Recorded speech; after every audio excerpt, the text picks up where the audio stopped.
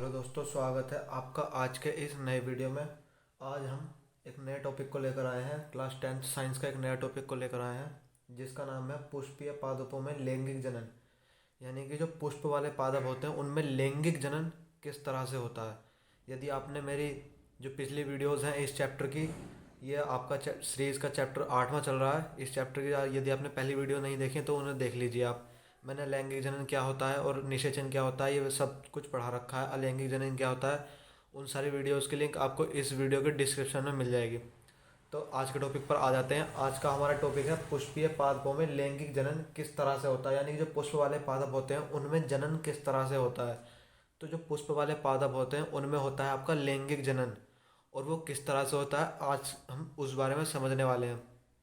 तो सबसे पहले तो हम पुष्प का स्ट्रक्चर देखेंगे, यानी कि पुष्प का संरचना कैसी होती है। पुष्प की संरचना बनाएंगे, फिर उसके लैंगिक भाग को दर्शाएंगे। तो आप मेरे साथ बनाइए।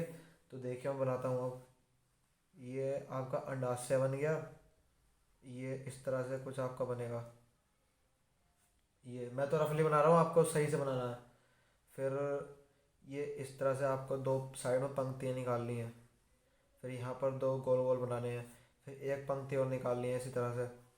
फिर यहाँ पर भी ये दो गोल गोल बनाने हैं। ये क्या है आपका, ये है आपका पुकेशर। अभी आपको सब बताऊंगा कि कौन सी चीज़ क्या क्या है। और फिर ये देखिए इधर साइड में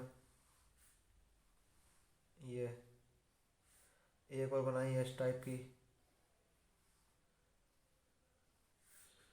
हो गई दो। फिर नीचे बनाइए इसका पुष्पासन, यानी कि जिस पर ये रखा हुआ होता है। फिर उसके बाद ये पुष्पासन, हाँ पुष्पासन हो गया। फिर ये नीचे इसका बना दीजिए कैप इस तरह से। समझ गए। ये सारा हमारा ये हो गया इसका स्त्री कैसर, यानी कि ये वाला जो भाग है इसका ये है स्त्री कैसर। ये वाला जो भाग दिख रहा है ये वाला भाग, ये पूरा ये है पुष्प का स्त्री कैसर। और ये जो आपको दो साइड में दिख रहे हैं पाइप टाइप के, ये है आपका पुकेसर। और ये आप दो बाह्य दल बना दीजिए। बाह्य दल अभी मैं आपको सब समझाऊंगा, इनका नाम भी लिख के दिखाऊंगा। ये बना दीजिए बाह्य दल। और ये दल नहीं, ये हो गए दो दल। ये साइड ये पंक्तियां हैं इस टाइप की, गलत बन गया थोड़ा। ये इस टाइप की कुछ पंक्तियां हैं इस टाइप की। और फिर ये दल बना दीजिए इस टाइप से। ये ये है बाह्य दल जो बना रहा हूँ अब।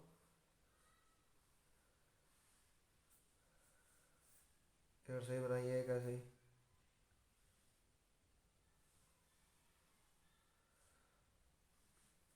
ये हो गया आपका बाह्य दल। ये वाला जो दिख रहा है ये बाह्य दल। और ये हो गया आपका दल।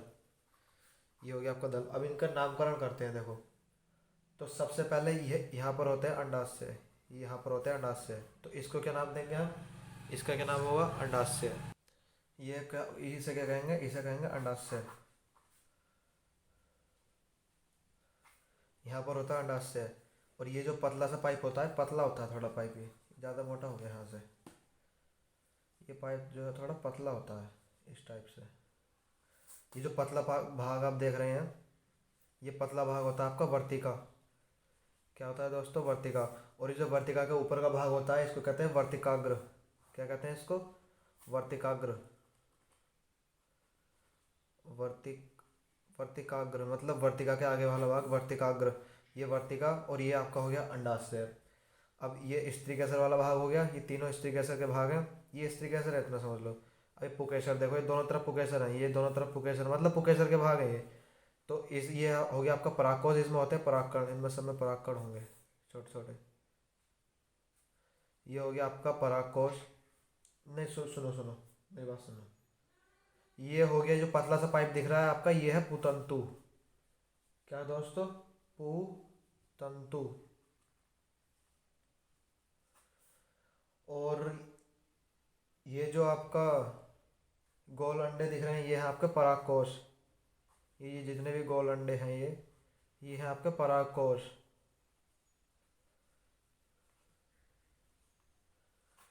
क्या है दोस्तों, परागकोश। और इनके अंदर जो छोटे छोटे बीज टाइप के हैं ये हैं आपके परागकण। क्या है, परागकण। परागकण मतलब इनके अंदर जो बीज टाइप के होते हैं वो होते हैं परागकण। और ये जो आप गोल अंडे देख रहे हैं ये आपके परागकोश हैं। और ये जो पतला पाइप जैसा भाग है ये आपका पूतंतु। और ये जो आप ये देख रहे हैं, ये बीच में अंडे से होते हैं, इसे कहते हैं अंडाशय। और ऊपर का जो भाग होता है वो होता है वर्तिकाग्र, और ये बीच वाला भाग जो होता है वर्तिका। तो पूरी संरचना ये है। ये हो गया आपका दल, और ये हो जो बाहर आपको दिख रहा है ये हो गया बाह्य दल। क्या हो गया ये? बाह्य दल हो गया। अब आप आ जाते हैं अपने मेन टॉपिक पर। अब आ जाते हैं अपने मेन टॉपिक पर। समझ गए? ये बाह्य दल हो गया, ये दल हो गया, ये अंडाशय वगैरह, और ये ऊपर वर्तिकाग्र, ये पाइप होता है वर्तिका, और ये पूतंतु, और इसमें जो कर्ण होते हैं उसे कहते हैं परागकोश। और ये नहीं, जो उसमें कर्ण होते हैं उसको कहते हैं परागकण। जो इनमें कर्ण होते हैं छोटे छोटे इनमें, इनको कहते हैं परागकण। और ये जो पूरा गोल भाग हो गया ये हो गया आपका परागकोश। अब आ जाते हैं अपने मेन टॉपिक पर। ये तो मैंने आपको डायग्राम बताया, ये देखिए इसका फेयर डायग्राम। ये आपको इस तरह से कुछ बनाना, मतलब है तो सेम अलग ही। फिलहाल मैंने आपको बना के दिखाया था ये अपने हाथ से। अब मतलब अभी आपको आपके सामने बना के दिखाया था, बट दोनों हैं एक तरह से ही। ये भी देखो, ये आपका अंडाशय हो गया यहाँ, ये आपका वर्तिकाग्र हो गया। वर्तिका मतलब ये ऊपर का वर्तिकाग्र, और ये तीनों भाग जो होते हैं ये पुकेसर पुकेसर के भाग होते हैं। ये पूरा पुकेसर है, ये पूरा पुकेसर है, ये पूरा पुकेसर है। पुकेसर में क्या क्या होता है? ये होते हैं आपके परागकोश होता है, ये पूरा परागकोश। गोल अंडे दिख रहे हैं, जितने भी गोल अंडे दिख रहे हैं परागकोश हैं। इनके अंदर क्या भरे होते हैं? इनके अंदर परागकण भरे होते हैं। और जो पतला भाग आपको दिख रहा है ये होता है पूतंतु। तो ये पुकेसर का भाग हो गया, ये स्त्रीकेसर का भाग हो गया। ये वर्तिकाग्र मतलब ये वाला भाग होता है स्त्रीकेसर का, और ये वाला होता है पुकेसर का। समझ गए? कुल मिला के वर्तिकाग्र ऊपर वाला वर्तिका, अंडाशय वगैरह ये आपका बाह्य दल हो गए, और ये हो गया आपका दल, खाली दल। तो स्ट्रक्चर समझ गया? अब आ जाते हैं अपने मेन बात पर कि ये होता कैसे कैसे है। ये तो मैंने आपको अभी जनन अंग बता दिए, इनके जनन अंग कैसे कैसे सिचुएटेड है। तो पुष्प के विभिन्न जनन अंग ये आपने देख लिए। अब जनन अंगों के आधार पर पुष्प दो प्रकार के होते हैं। यानी जनन अंगों के आधार पर जो हमने जनन अंग देखे, क्या देखे आपने? जनन अंग, जनन अंग दो हैं इसमें, पुकेसर और स्त्रीकेसर। पुकेसर में क्या क्या था? पुकेसर में पुतंतु, परागकोश और परागकण, और स्त्रीकेसर में वर्तिकाग्र, वर्तिका और अंडाशय। तो इन अंगों के आधार पर पुष्पों को दो भागों में बांटा गया। इन अंगों के आधार पर पुकेसर और स्त्रीकेसर के आधार पर जो पुष्प होते हैं उनको दो भागों में बांटा गया। पहला भाग है एक लिंगी पुष्प, यानी कि एक लिंगी पुष्प। एक लिंगी पुष्प वो होते हैं जिनमें जिनमें इन दोनों में से केवल एक ही उपस्थित हो, एक ही लिंग उपस्थित हो, या तो पुकेसर हो या फिर स्त्रीकेसर हो। इन दोनों में से केवल एक ही लिंग उपस्थित हो, उसको कहते हैं एक लिंगी पुष्प। ये देखिए, जब पुष्प में पुकेसर अथवा स्त्रीकेसर में से कोई एक जननांग उपस्थित होता है तो उसको कहते हैं एक लिंगी। पहला टाइप हो गया, ये जननांगों के आधार पर दो भागों में बांटा गया। पहला एक लिंगी, दूसरा है वो बहुलिंगी। एक था आपका एक लिंगी, यानी कि एक लिंगी में जो पुष्प होगा उसमें केवल एक ही भाग उपस्थित होगा, या तो स्त्रीकेसर या फिर पुकेसर। और दूसरा है आपका उभयलिंगी। जब पुष्प में पुकेसर अथवा पुकेसर व स्त्रीकेसर दोनों ही उपस्थित हो तो वो होगा आपका उभयलिंगी। जो मैंने आपको भी डायग्राम बना के दिखाया है, ये उभयलिंगी पुष्प का डायग्राम है। उभयलिंगी में क्या होता है? दोनों चीजें उपस्थित होती है, पुकेसर भी और स्त्रीकेसर भी। यदि एक उपस्थित है तो वो एक लिंगी है। तो समझ गए पुष्प के आधार, मतलब क्या कहते हैं, लिंग के आधार पर पुष्प को दो भागों में बांटा गया है, एक लिंगी उभयलिंगी। समझ गए?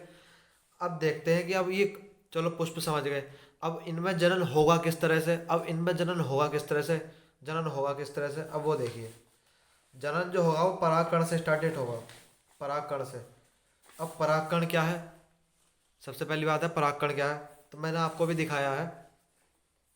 ये रहे आपके परागकण, इनमें परागकण उपस्थित होते हैं। ये जो आप देख रहे हैं पुकेसर का भाग होते हैं, ये पुकेसर, ये पूरा पुकेसर है। पुकेसर, पुकेसर में ये पूतंतु, ये आपका परागकोश और ये परागकण, इसमें होते हैं परागकण। तो परागकणों का ये वर्तिकाग्र तक पहुंचना क्या कहलाता है आपका? परागण कहलाता है, परागण। पराग कणों का वर्तिकाग्र तक पहुंचना कौन सी क्रिया कहलाती है? परागण कहलाती है। पराग कण जो उपस्थित होते हैं इसमें पराग कोश में, इन पराग कणों का वर्तिकाग्र तक पहुंचना क्या कहलाता है? परागण कहलाता है, परागण। ये क्रिया हो जाएगी पूरी परागण। तो देखिए, पराग कणों का पुकेसर के परागकोश से स्त्रीकेसर के वर्तिकाग्र तक स्थानांतरण होना क्या कहलाता है? परागगण। परागण कहलाता है, परागण। परागकण नहीं, परागगण, परागण। ये जो परागकण है, इन परागकणों का यहाँ से निकलकर पुकेसर के पराग कोश से निकलकर स्त्रीकेसर के वर्तिकाग्र तक पहुंचने की क्रिया कहलाती है परागण, कहलाती है परागण। तो परागण समझ गए? अभी परागण भी दो तरह का होता है, तो देखिए, यह परागण भी दो प्रकार का होता है। पहला होता है स्वपरागण, कि स्वपरागण क्या होता है, बहुत गहराई की बात है, ध्यान से सुनना। जब परागकणों का स्थानांतरण उसी पौधे के वर्तिकाग्र पर हो तो यह स्वपरागण कहलाता है। अब इसका मतलब समझिए, यानी कि ये जो स्वपरागण होता है ये होता है आपका उभयलिंगी पुष्पों में। उभयलिंगी पुष्प कौन होते हैं? जिनमें दोनों उपस्थित होते हैं, जिनमें स्त्री केसर भी होता है पुकेसर भी होता है। तो ये वाले जो पुष्प होते हैं उभयलिंगी, इनमें तो स्त्री केसर भी है पुकेसर भी है, तो इनका तो परागकण जो है वो स्वयं के प्रवर्तिकाग्र तक ही पहुंच जाएगा। बट जो एक लिंगी पुष्प है, एक लिंगी मतलब जिनमें केवल स्त्री केसर ही है पुकेसर नहीं है, तो उनमें तो परागकणों को किसी दूसरे पुष्प के वर्तिकाग्र तक पहुंचाने की आवश्यकता होती है। मतलब समझो ना आप, मतलब इसमें केवल उस उसमें या तो पुकेसर ही होगा या स्त्री केसर होगा, मतलब होगा एक ही। अब उसे दूसरे से कांटेक्ट करने की आवश्यकता पड़ेगी नहीं पड़ेगी, तो वो वाला जो परागण क्या कहलाएगा, वो कहलाएगा आपका पर परागण। यानी कि दो पादपों के बीच में पराग कणों का आदान प्रदान क्या होता है, सब पर परागण कहलाता है। और एक ही पौधों में पराग कणों का आदान प्रदान क्या कहलाता है, स्वपरागण कहलाता है, वो होगा आपका पर परागण। तो कुल मिला के बात समझिए आप, जब पराग कणों का स्थानांतरण उसी पौधे के वर्तिकाग्र पर हो तो यह स्वपरागण कहलाता है। सीधी सी बात समझिए, यदि ये पराग कण निकलकर इस वर्तिकाग्र में पहुंचते हैं, इसी पुष्प के वर्तिकाग्र में पहुंचते हैं, तो वो होगा आपका स्वपरागण। यदि ये पराग कण निकलकर किसी और पुष्प के वर्तिकाग्र तक पहुंचते हैं तो वो होगा आपका परपरागण। यदि ये पराग कण निकलकर इसी पुष्प के वर्तिकाग्र तक पहुंचते हैं तो ये होगा आपका स्वपरागण। और यदि ये पराग कण निकलकर किसी और पुष्प के वर्तिकाग्र तक पहुंचते हैं तो वो होगा आपका परपरागण। तो परागण जो होता है, परागण, ये परागण दो भागों में बटा हुआ होता है, स्वपरागण और परपरागण।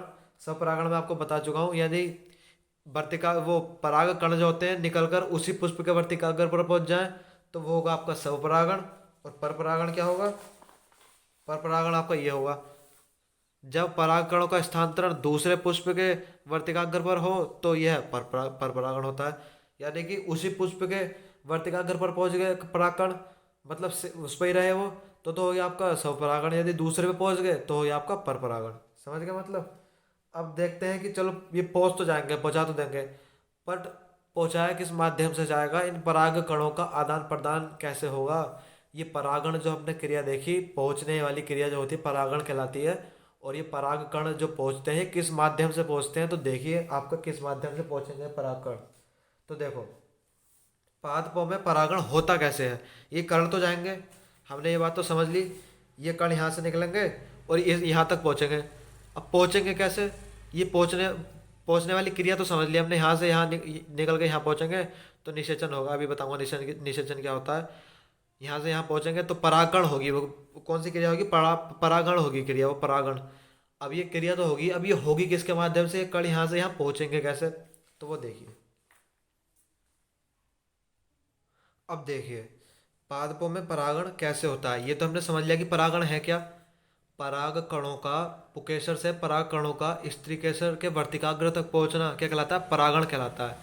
अब परागण, ये कण तो निकल जाएंगे वहां तक पहुंच भी जाएंगे, बट किस माध्यम से पहुंचेंगे, तो माध्यम की हम बात करने वाले हैं, मतलब परिवहन होगा तो कैसे होगा। तो देखिए पादपों में परागण निम्न प्रकार से होता है। पहला, कीटों द्वारा। अब जो कीट पतंगे होते हैं, आपकी मक्खियाँ वगैरह होती हैं, वो पुष्प पर बैठती हैं तो उनके पैरों के नीचे चिपक जाते हैं परागकण। और फिर जब ये पुष्प किसी और भाग पर पहुंचती हैं या वर्तिकाग्र पर जाकर बैठ जाती हैं तो इनके पैरों से चिपक कर, इनके माध्यम क्या बना, पैर बना, इनके पैरों से चिपक जाते हैं। जब ये उस पर बैठती हैं वर्तिकाग्र पर आपकी, तो वहां पर जाकर वो चिपक जाते हैं कण। इस डायग्राम में समझिए बात। पहले जैसे आपकी मधुमक्खी आई, मधुमक्खी बैठी इस पर, ये आपका पहला, ये आपकी मधुमक्खी इस पर बैठेगी, पुकेसर के परागकोश पर बैठेगी। तो परागकोश में क्या होते हैं, परागकण, तो उसके पैरों के नीचे परागकण चिपक जाएंगे। बट जब ये उड़कर इस पर बैठेगी तो उसके पैरों के नीचे के चिपके हुए हैं आपके परागकण, इस पर बैठेगी तो परागकणों का स्थानांतरण होकर यहाँ पहुँच जाएगा वो। क्योंकि ये जो आपका वर्तिकाग्र होता है ये होता है आपका चिपचिपा होता है, तो जिसके कारण जो परागकण है वो इस पर चिपक जाएंगे जो कि मधुमक्खी के पैरों के नीचे हैं। तो समझ गए, पहला होगा आपका कीटों द्वारा। तो कीटों के पैरों में परागकण चिपक जाते हैं तथा किसी और पुष्प के वर्तिकाग्र पर पहुंचते हैं, जैसे मधुमक्खी, टिड्डा या दूसरे कीट आदि। यानी कि इनके माध्यम से क्या होता है, परागकण की जो क्रिया होती है वो होती है इनके माध्यम से, कीटों के द्वारा। अब दूसरी क्या है, कण जो पराग कण पहुंचाने की दूसरे माध्यम क्या है, दूसरा आपका वायु। वायु के माध्यम से भी आपका परागण होता है। जब हवा आती है और पेड़ लहरें लेते हैं, मतलब आपके बहुत बड़े बड़े खेत होते हैं, जैसे कि गेहूं का खेत, गेहूं के खेत में परागण कैसे होगा? तो इन खेतों में मधुमक्खी बैठ के तो नहीं हो सकता इनमें परागण, या कीटों के द्वारा तो नहीं हो सकता क्योंकि काफ़ी बड़े बड़े खेत होते हैं। तो इनमें परागण होता है आपका वायु द्वारा। वायु जब चलती है तो पेड़ आपके तिरछे हो जाते हैं, हवा के साथ लहरें लेते हैं तो तिरछे हो जाते हैं पेड़, जिसके कारण जो इनका पराग कणों का आदान प्रदान हो जाता है और आपकी क्रिया हो जाती है परागण, क्रिया हो जाती है आपकी परागण। तो वायु द्वारा समझ गए। अब जंतु द्वारा, जंतु परागण, ये तो थोड़ी अलग सी बात होगी जंतु परागण, इसे समझ लीजिए, बस समझ लीजिए। जंतु परागण क्या है? बड़े बड़े पादपों में जंतुओं बड़े बड़े पादपों में जंतुओं के द्वारा परागण होता है। उदाहरण जैसे सेमल या कदम, जो आपके सेमल का पेड़ होता है, इनमें बड़े बड़े जंतु जैसे चमगादड़, बाज, ये जाकर आपके उस पर बैठ जाते हैं, पहले फल पर बैठ बैठ बैठ के जाके, फिर बीज पर बैठ के जाके, तो इनमें जो है परागण क्रिया हो जाती है। ये इतना मोस्ट नहीं है, दो ज़्यादा मोस्ट है। कीटों द्वारा, कीटों द्वारा समझ गए। अब ये आपका वायु द्वारा, वायु द्वारा समझ गए। अब नेक्स्ट देखते हैं दोस्तों, परागण के माध्यम में ये दो ही ज़्यादा इंपॉर्टेंट थे, कीटों द्वारा और वायु द्वारा। वायु द्वारा समझ गए, कीटों द्वारा समझ गए। अब चलो, कण, आपका कण को पहुंचाने वाला माध्यम भी हमें पता चल गया। माध्यम क्या है? या तो कीट पहुंचाएंगे, या वायु पहुंचाएंगे, या बड़े बड़े जंतु वगैरह पहुंचाएंगे। और वो जो क्रिया हो रही थी जाने के, अब यहाँ पर समझो, इस डायग्राम में समझो, बहुत आसान, बहुत आसान है। यहाँ ये पराग कण यहाँ से निकलकर यहाँ पहुंचेंगे वर्तिकाग्र में, क्रिया क्या कहलाएगी? परागण। वो क्रिया क्या कहलाएगी? परागण। किस माध्यम से पहुंचेंगे? या तो कीट, पैर, वो जंतुओं के कीट, मतलब जो आपके पादप होते हैं उनके पैरों से चिपक कर पहुंचेंगे, या फिर आपके वायु द्वारा पहुंचेंगे, या फिर बड़े बड़े जंतु द्वारा पहुंचेंगे।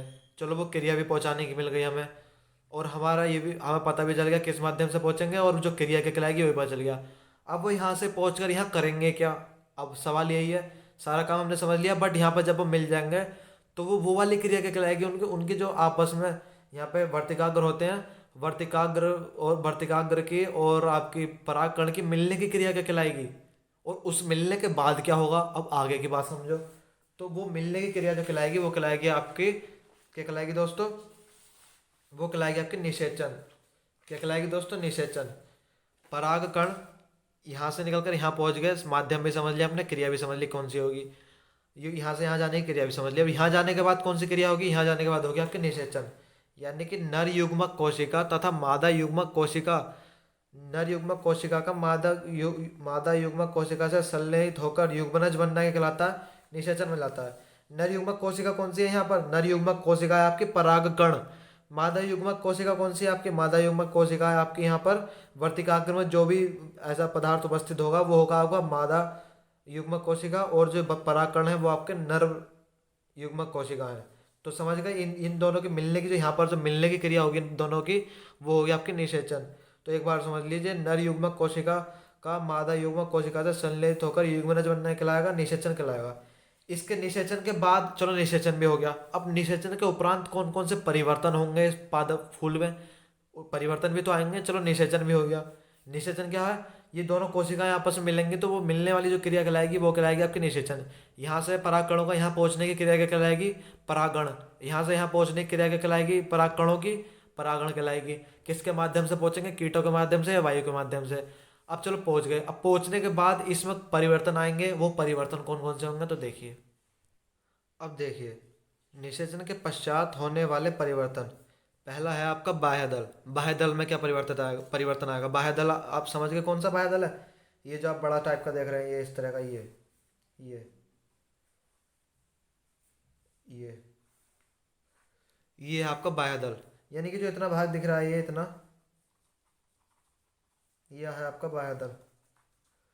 बाह्य दल है, इसमें क्या परिवर्तन आएगा बाह्य दल में?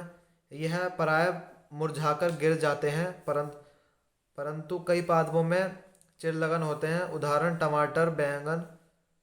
अरे यार, बाह्यदल ये नहीं होगा भाई, बाह्यदल ये है आपका, सॉरी, बाह्यदल ये वाला है, ये है आपका बाह्यदल।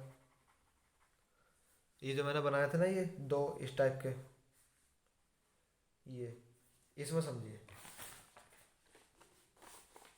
ये है आपके बाह्यदल। ये जो दिख रहे हैं ना आपको दो, ये है आपके बाह्यदल। निषेचन होने के बाद ये बाह्यदल आपके मुरझा जाएंगे और गिर जाएंगे।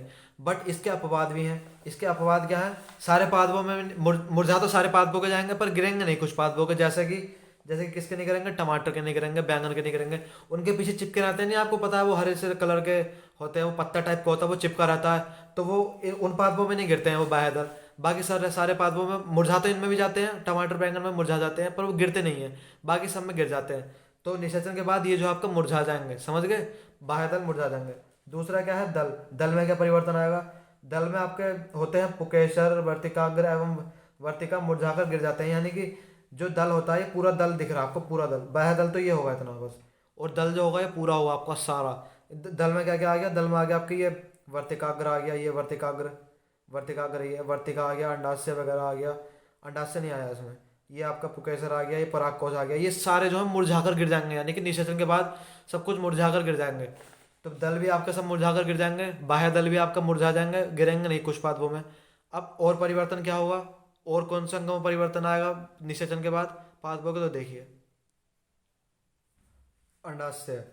अंडाशय क्या होगा, अंडाशय फल में बदल जाता है, यानी कि यहाँ पर होता है आपका अंडाशय, मैं आपको बता चुका हूँ, यहाँ पर होता है आपका अंडाशय। तो ये अंडाशय जो होगा निषेचन के बाद ये आपका फल में बदल जाएगा, फल में। ये अंडाशय होता है ऐसा गोल गोल सा, और उसके अंदर होते हैं बीजांड। उसके अंदर क्या होते हैं, बीजांड होते हैं, मैंने गलत बता दिया, इस तरह का होता है आपको अंडाशय, उसके अंदर होते हैं बीजांड।